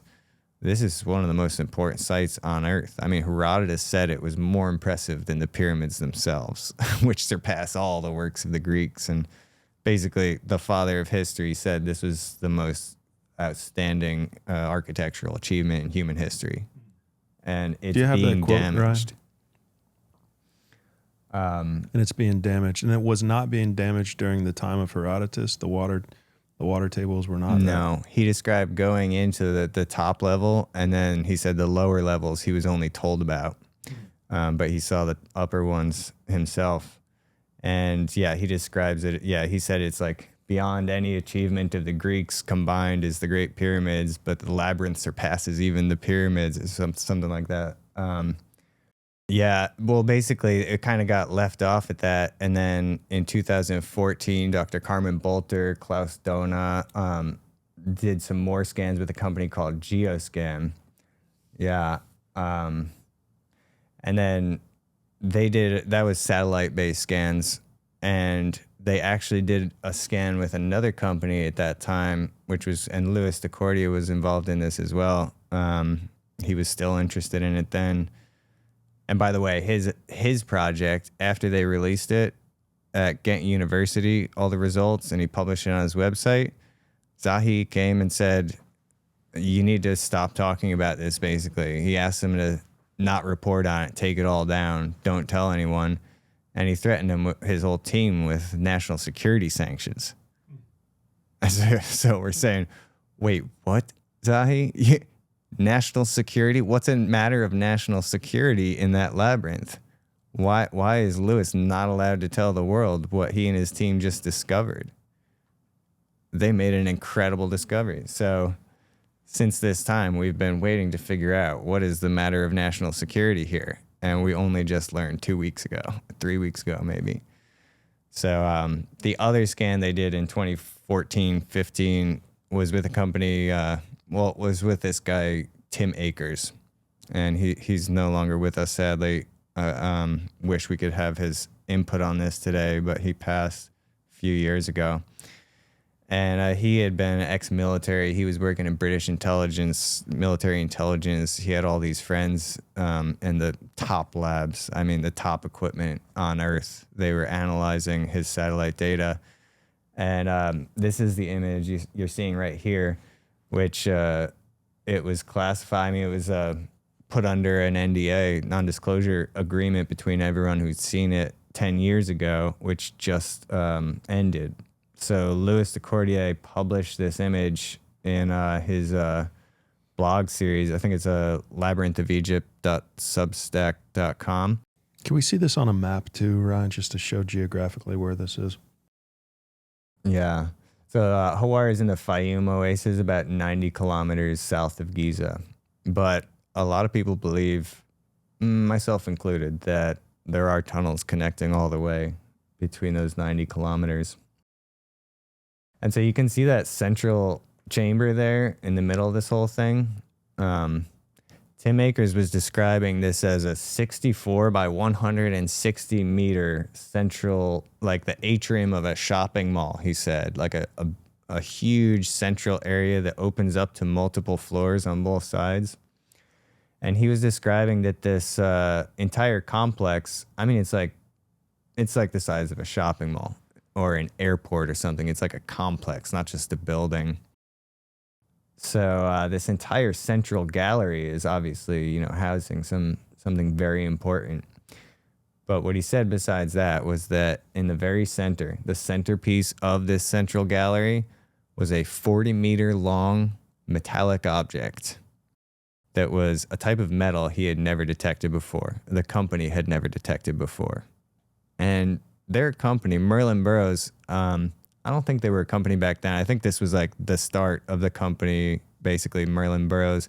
But they have done all these scans since that are, I think they get into commercial stuff, and like Geoscan, the other company that did it as well. So where are we looking? Where is this thing?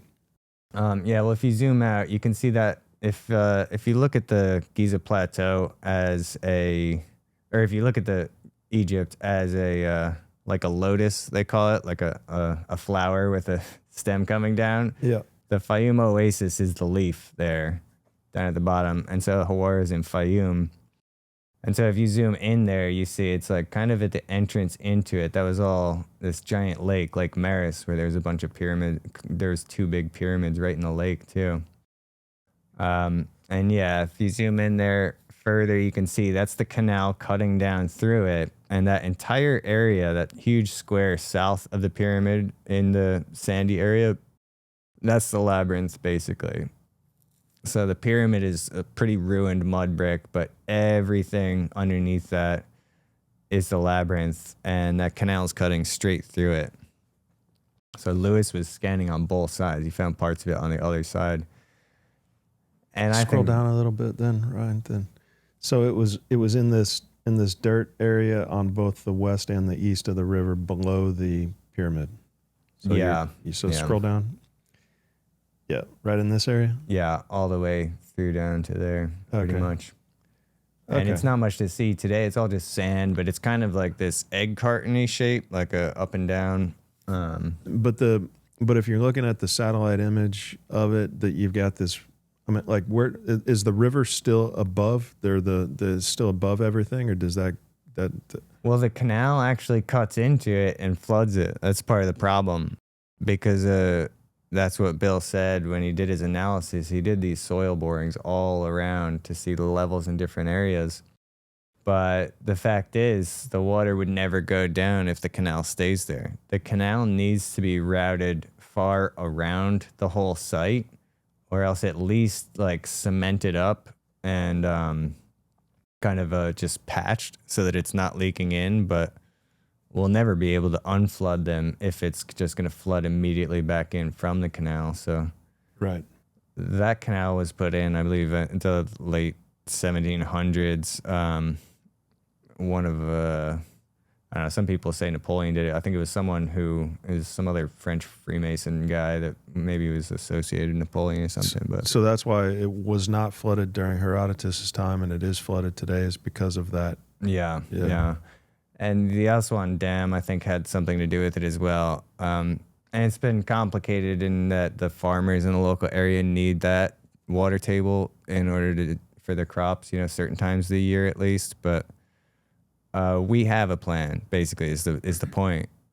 Lewis's team as well was focused on the water control there. But Bill's plan is it would work, We could just put it in action, and if we brought, I don't know, $1 million or something, we could do the whole plan. What's the plan? And excavate. What's the plan? I think it involves, either rerouting the whole canal around it, or patching the canal up and then drilling some wells in some strategic locations. So, we could probably do another analysis of the current levels and just see today. But Yeah, even that model, I think the labyrinth should be bigger still, because it does, like I say, it goes all the way out to the other side of the canal. But you have to wonder, was this canal, I mean, they knew that site was important. They could have wrapped it around. Did somebody actually build that canal straight through there just to flood it? Right. And keep people out?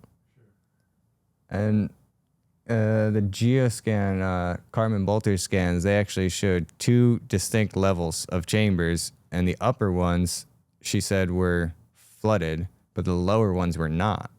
So only the upper, but not the lower, which means they're totally sealed off from each other somehow. But we could potentially right now get into the lower ones if we have an access point. And, we do think we know exactly how to get in there. Petrie actually mapped out all the chambers inside the pyramid, but now we can't even enter the pyramid because it's flooded right at the gate. And this is yet another conspiracy of like it's being blocked because someone tried to put a submersible drone in there and send it in. That's what I was saying. Why don't we do this? Lewis was like, yeah, actually, I saw a YouTube video. This one team actually did that, and it just got stuck immediately. As soon as it went in, there's all these rocks blocking it up. Like they threw in rocks just to like create a blockage under the water should anyone try and swim in there. So it's like, okay, well, geez, that's easy enough. Let's just pull the rocks out and send the submersible in. But we do already know what the chambers inside generally look like, but it's generally accepted that the entrance into the labyrinth is through the pyramid. So, yeah, I mean, this is the greatest treasure on Earth. As far as I'm concerned, this is the most important site on the planet, especially now that we're getting a report that there is a 130 foot long, freestanding, very rare metal object. He's basically saying it's like an off-planet metal, pretty much, or like something like that, which is interesting because, he was like insinuating it could be a spaceship or a Stargate. And I'm like, yeah, what else could it be, really? That's a centerpiece. And I was saying recently as well that... What do you mean it could be a Stargate? That's something, not my words even. I mean, I've said that before, but this was actually in Lewis's article as he was quoting Timothy Akers, who is the guy originally revealing this, saying, there are some who have already said, it might be a Stargate, a portal or something, like in the movie Stargate, like a disc shape. It seems like it's maybe an upright disc shaped thing. If it was a flat disc, we might say it's a flying saucer more than likely, but where's the evidence for that? So help everybody understand where's that coming from? Well, the scan doesn't show that directly, but this was coming from Timothy Akers' description of what he was seeing, which is the scan is a representative of it, but the scan is also kind of difficult to understand unless you really understand how they did it and everything. But the metal itself, the exotic metal that he was talking about, but he's dead now, right? Yeah. So, but we have some recordings, like they had some videos of him explaining some of it, and Lewis he put some quotes from him about it, where Tim Akers said that, he said this was a metal, we've never seen any signature like this before. And he knows a lot about different metals, but it's odd that, the pyramid is often attributed to Amenemhat III, who they say also built the Black Pyramid at Dashur, and that he had built these pyramidions that you find at the Cairo Museum today, the little small pyramids made of black stones, very mysterious substance, the stone, that would have been the capstone of the pyramids, they believe. But there have been studies on these stones, the ones that Amenemhat is supposed to have built, that said they had off-planet materials in them. They had types of iron content that couldn't have been formed on Earth. So whether that's from meteors or something, or, ETs, spaceships, whatever, it's very odd that that's attributed to the same pharaoh, 12th dynasty, who is said to have built this pyramid at Hawara. I think the pyramid might be older too, but it's interesting. I mean, he was associated with the site too, so... It could be, Yeah. This is the article that Lewis just put out, and you see that's the symbol of the Shen. The cartouche where you have the pharaoh's name in it, when you shorten it down instead of an oval to a circle, that's called a Shen symbol. And Lewis, as well as myself, I think the Shen might be uh, a symbol for stargates. Basically, there's so many different temples in Egypt where you see literally the word Stargate written out on the walls, or actual like pictograms of these gateways full of stars inside them, or literally the word Stargate is just written so many places.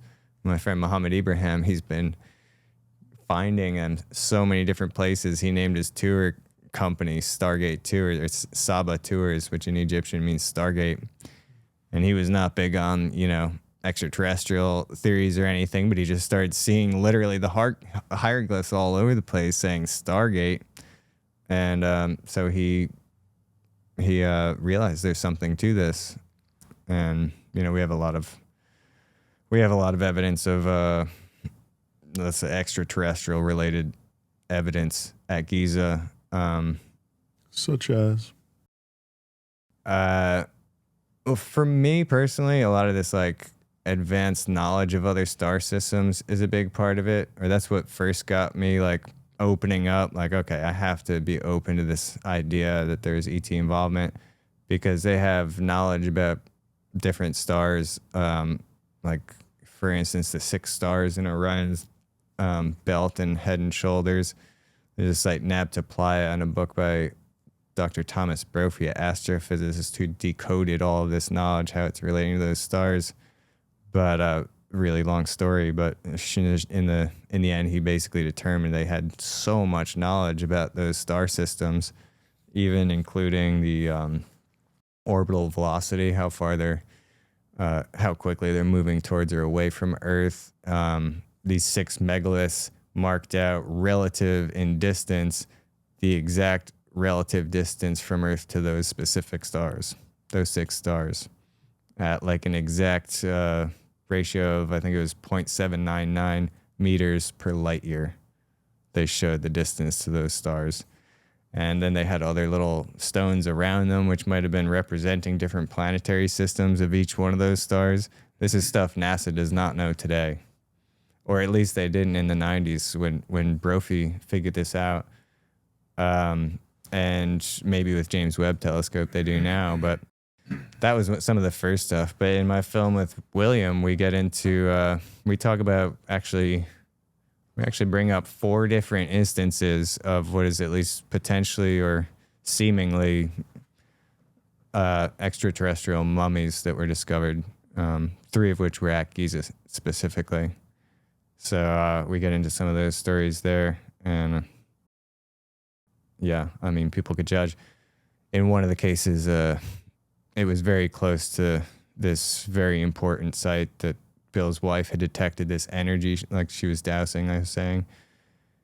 And I don't know, these are very long stories, so it's hard to really sum it up, but this one was extremely important to all of us because it ended up leading to at least 6 men, and this illegal excavation ended up getting killed. They all got buried alive. Someone, like, basically they were down there and the chef got blown and they got trapped down there and were left for several days. They were not allowed to, people were not even allowed to like feed oxygen down to them until they could be rescued. They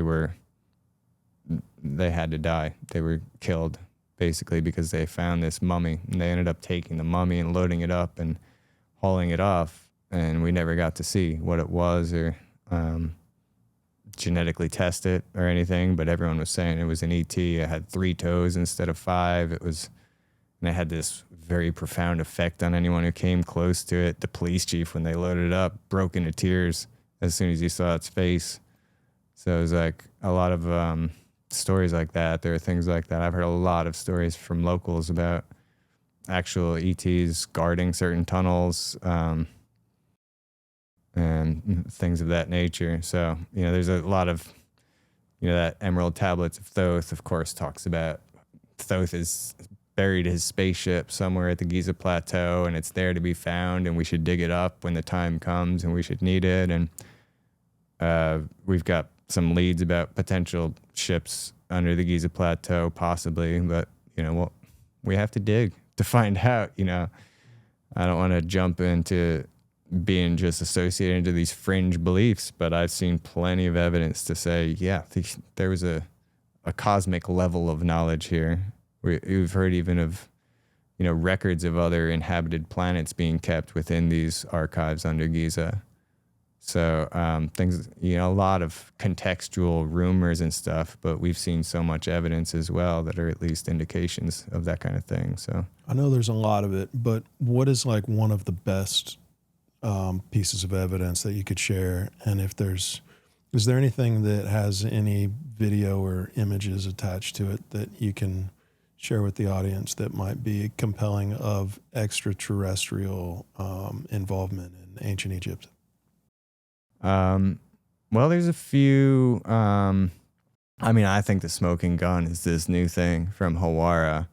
You've got literally like British intelligence equipment saying this thing is unlike any metal we've ever seen on Earth, and it's huge.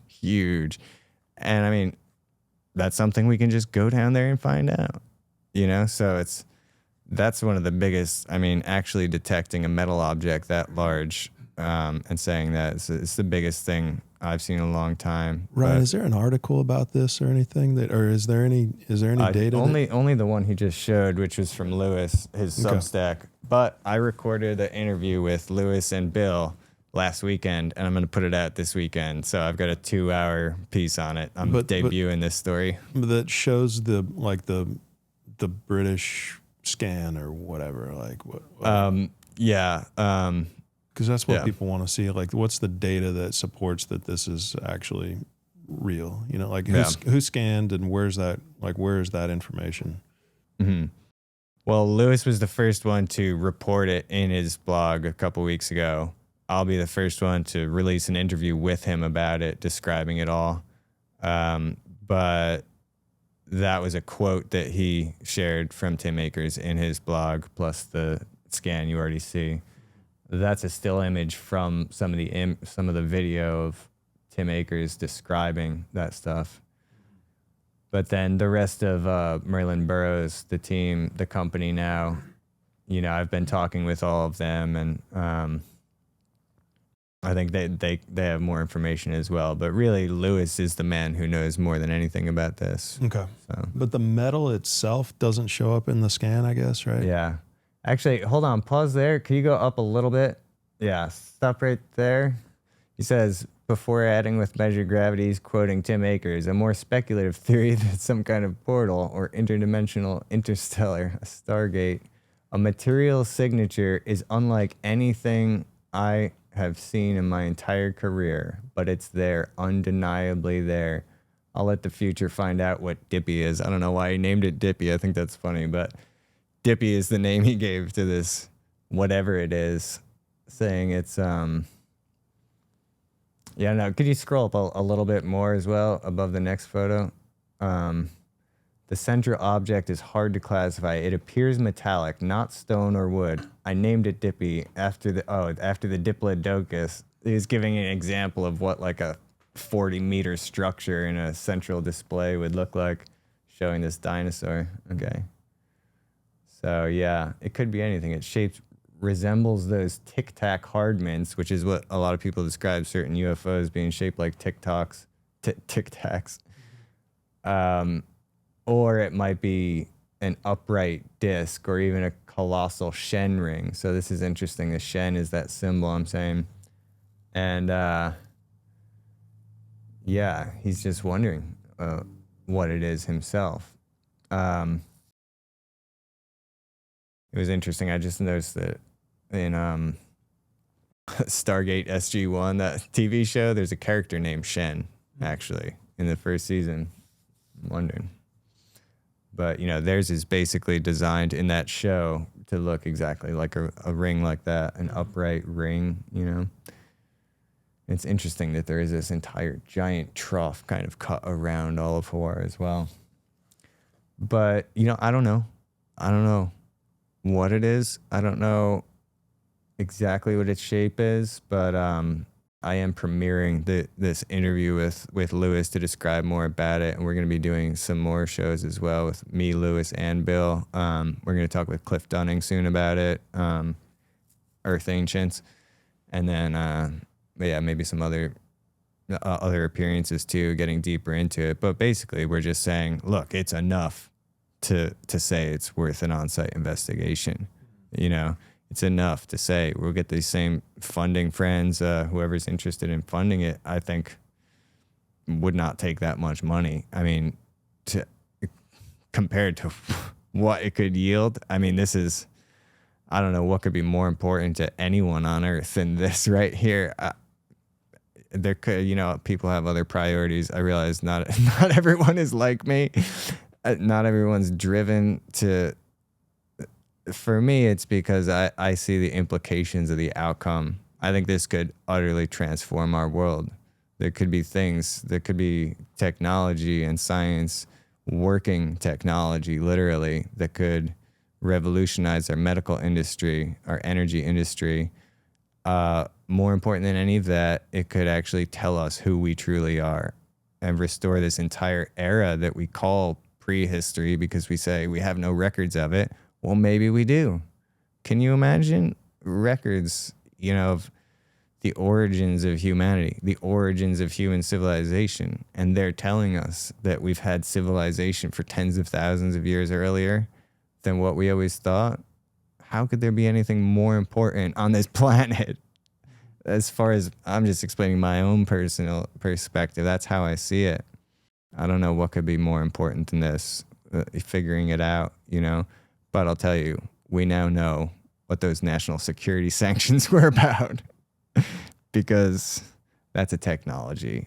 I don't know if it's a UFO or a 40-meter metallic object is huge. So I'm just saying all this stuff, Hawara, Giza, the tunnel, that chamber, I do think is so important. And I'm so grateful that you're actually the only philanthropist I see in the planet who has that priority there. You're looking at these vases, which my dear friend and teacher was the first man to bring attention to all these old kingdom vessels that were so immaculately constructed. I really enjoyed your presentation at Cosmic Summit about this, all the research you're doing with this, and Ben Van Kerkwyk as well. Yep. He's done amazing. I tried to go to his event in New York City right after that to see some of those too. But I got to thank you for having your attention on what's really important. These things are not reproducible today. They're proof of a level of skill and understanding that we don't have anymore. So I see this as the building blocks of a new golden age. If we had a new, it doesn't have to be free energy necessarily, but a renewable, endless source of energy, which I think is what the pyramids are in one sense. And if we had the type of healing technology that are also the pyramids, but also this concept of resonance and an understanding of the harmonics, those two things alone could really transform our world. If everyone on Earth could have good health and not need to pay for energy, I mean, we spend 90% of our paychecks on energy between gasoline and heat and electricity. Even food is an energy bill, if you think about it. So, I think this could absolutely benefit every single human being on Earth if we really do find this stuff. So I'm asking, why? Why not? What's the harm in looking? Why can't we see it? So he says he's not hiding anything, but I don't know. He is. I know he is. So it's like, I want to work with him. I want to be fair and I want to be respectful and everything. But I want to make a point to say that we are still open to him. We want to speak with him still, even though he rejected us. It was not surprising, but it was disappointing. I really did want to talk to him, and I still do. And so do the guys, my friends in the Coffer Project. So if he thinks that you think that aliens have anything to do with ancient Egypt, that's why he went so crazy on Rogan, because he thought that Rogan was a believer in Thoth and, the alien theory for ancient Egypt. And Zahi is, of course, I mean, he's an Egyptian. He's been there his whole life. He's deeply identified as Egyptian, and he's incredibly proud of his ancestors. And so if he thinks that you think that aliens built anything in Egypt, then he is not going to talk to you ever. I mean, he like that. That's the one thing about him. I just knew if I could keep him happy if I didn't mention anything, anything of that nature. And that's literally why he went so insane on Joe Rogan, is just because he thought that Rogan was like he calls him New Age. One of the first things he asked me at dinner, "Are you New Age?" I'm like, "What does New Age mean?" But he's but what he meant by that is like aliens building the pyramids kind of stuff. So if you really do want to talk to him, I shouldn't have said that. It's going to be tough. It's going to be. I mean, it's going to be tough. I mean, I've already said so many things. So yeah, he wants to block people like you that are interested in pursuing alternative hypothesis and theories. Like he doesn't want you guys to. I guess when you look at it, it's like there's a bunch of possibilities for what the truth is. And if we are 100% that the ancient Egyptians built it in the time of, that is said to be built, whatever the structure is, if it was Khufu or Khafre or, whichever pyramid it was, like that's a belief. And Zahi's trying to support that with evidence to support his belief. And he's trying to create this whole narrative that, oh yeah, we got this under control, because this is his job. He wants to be viewed as being good at his job. He knows everything. He's the foremost expert. And so he's creating these stories to fit into this narrative. And it's like, well, is that the truth or is it not the truth? I think it has a certain percentage chance of being true, just like aliens built the pyramid has a certain percentage chance of being true, And I mean, but if we can stay open to all of it, then it's going to help you connect with somebody like that. Like if you can be like, look, I think it's possible that this is how it happened, and I totally respect your possibility for how it happened. But the problem with Zahi is he's taking it to 100%. Like it's like there's no open-mindedness. Open-mindedness is taking it to 98%, and being he's the only open-minded guy. Yeah, right. Sorry. Right. So I mean that's going to be the issue with people that are closed-minded, and that people who are not open to other possibilities or theories or alternative perspectives, even if they're only giving them this much of a chance of being true. Still got to be open to them, or else you're closed-minded. You're part of the problem. You've mistaken beliefs for truth, and so absolutely. So and we can do that with ancient alien theories, and we can do that with mainstream theories. And the key is just be open to whatever the possibilities might be, wherever the truth leads you. I was not sold by they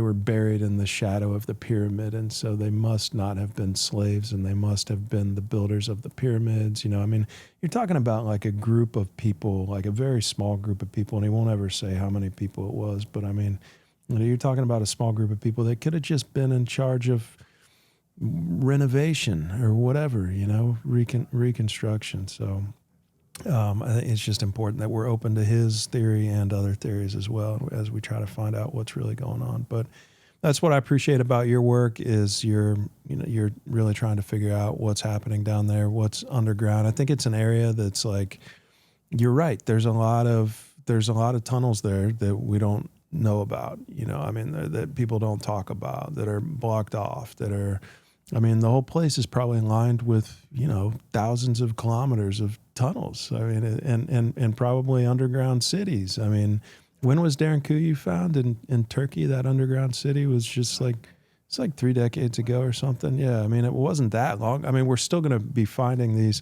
and that's where that's the part of the world where it was being done. So I'm with you. I think it's like what the work that you're doing and exploring is critical, and trying to figure out, what's going on. I see a hard time having to go through Zahi in order to make progress for you and your team? You know, just realistically, like it's going to be a challenge.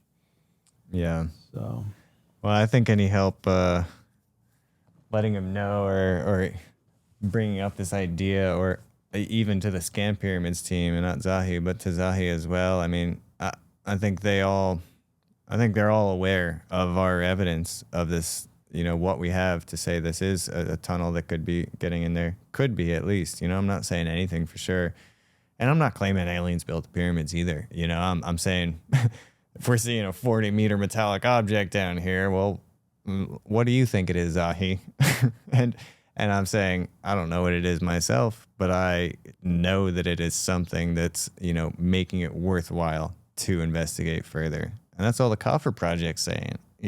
We're seeing something underneath the Giza Plateau that is certainly worth trying to get into in person and film.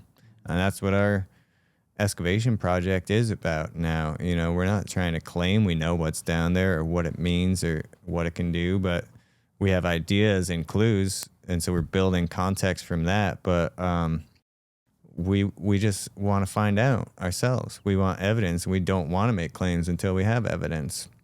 But, even if it is, we have all this evidence today coming forward about UFOs and, all this disclosure going out, even from the government at this point, where it's like, but, not that we're going to trust the government when they tell us, but we have more importantly to me, we have personal experiences and I'm at a conference right now where, the Full Disclosure Now conference, like an hour away as I'm down here in Florida visiting.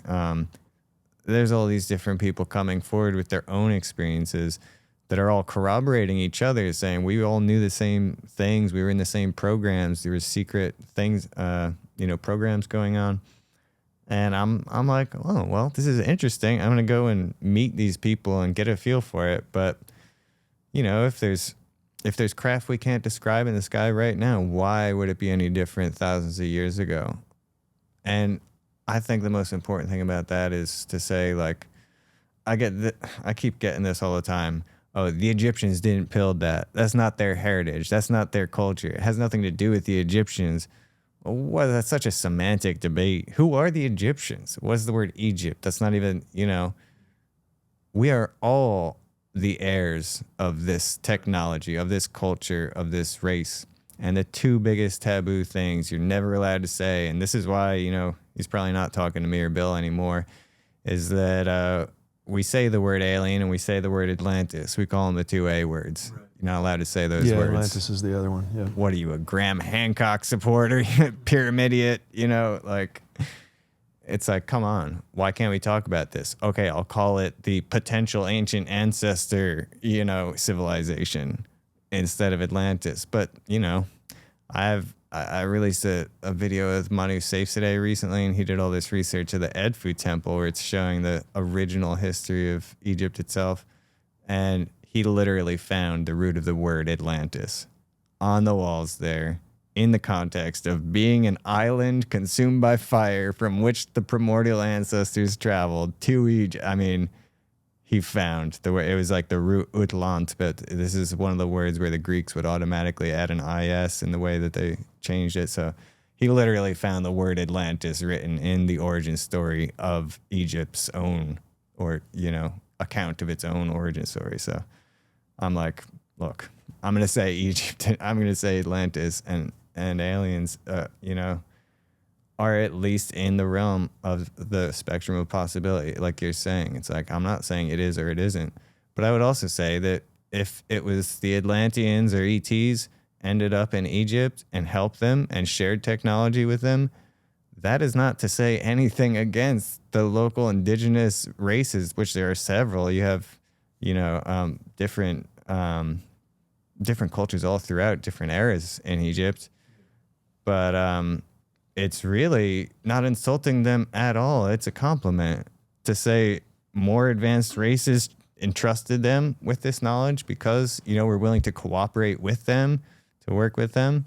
That's like, I don't know, it says something positive about the indigenous populations that were there in those times because they were entrusted with very high knowledge. Whether it was theirs originally, someone worked to know that, to develop that knowledge. We just want to know who and where and when it was. But I think Zahi knows more than he might let on about all that as well. You know, but yeah, really good point. You know, we have to be open-minded. We have to. My only claim here is that we have enough evidence at Giza and Hawara to merit excavation projects. I think that's a fair claim. Yeah. Well, good. Yeah, no, it's been a great conversation and great to get to know you for sure. So what did we miss? Anything? Was there any other topic or? Let's see. Well, you want to know what I heard might be in the Great Pyramid Chambers? Sure. Let's just might as well go there since we've gone pretty close. But there's there's been some recent interviews from a guy named Larry Hunter, who honestly I'm not totally a fan of, but I think he is very knowledgeable about Giza. And he came forward with these interviews recently saying he knows of a guard who's been inside these chambers. And I think he pretty much indicated, if not claimed, that Zahi's also aware of these things. But these are supposedly inside some of these chambers in the Great Pyramid, you know, the ones that we're seeing in this illustration of it, the ones that have not been opened yet.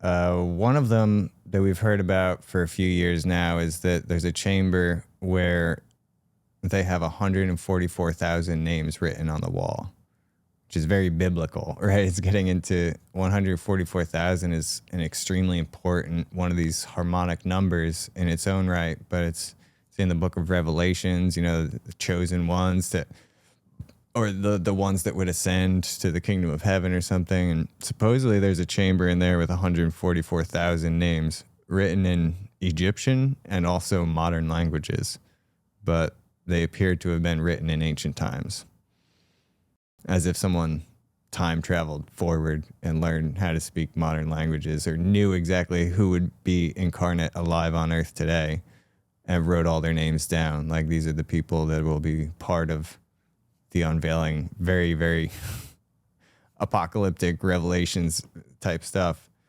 But that's just one of them. And that comes from a guard that was in the Great Pyramid. That, like, where does this information come from? Yeah. Well, the guy's name is Larry Hunter, who described this stuff in interview. I've heard it from a couple different people.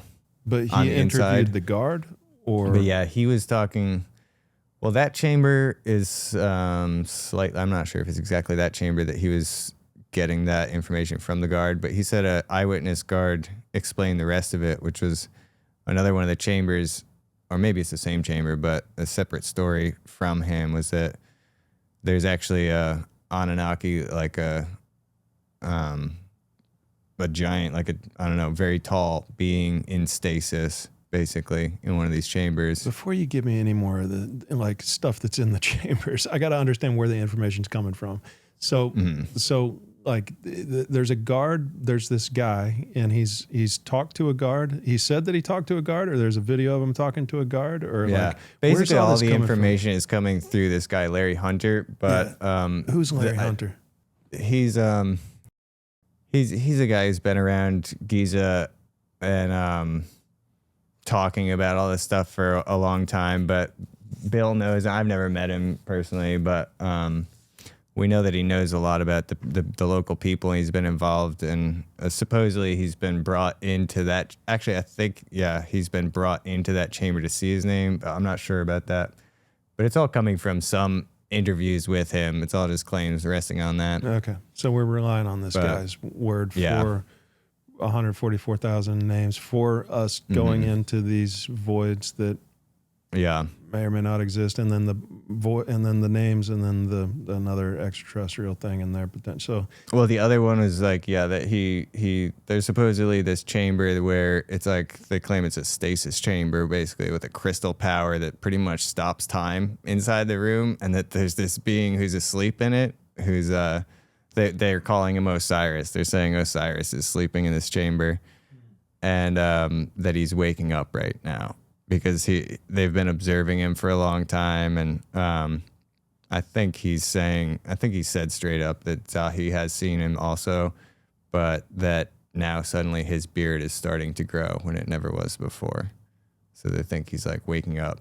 And along with that, they also said that there's these multiple other chambers that also have several male and female stasis beings, like very tall beings who are asleep.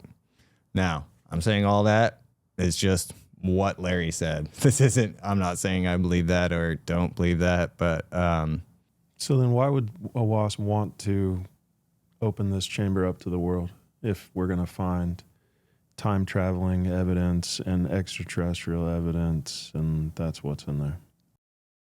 I don't know. Zahi's intention is to maintain the status quo narrative story, so I don't think he would want to open those chambers to the world. But I'm not talking about the large void. I think these are other ones closer towards the bottom, and or I'm not sure exact locations, but I'm assuming he's talking about some of the ones that the Coffer Project were showing towards the lower end of the north face. But if you know that stuff is in those chambers, then you're not going to expose a chamber to the world without knowing what's in it, and without yeah. Well, like I say, he will never open a chamber live on air if he has not already been in it. He knows that kind of stuff exists. He knows that level of technology and things that could be that mind-blowing for the world exists, so he would never open something live without knowing.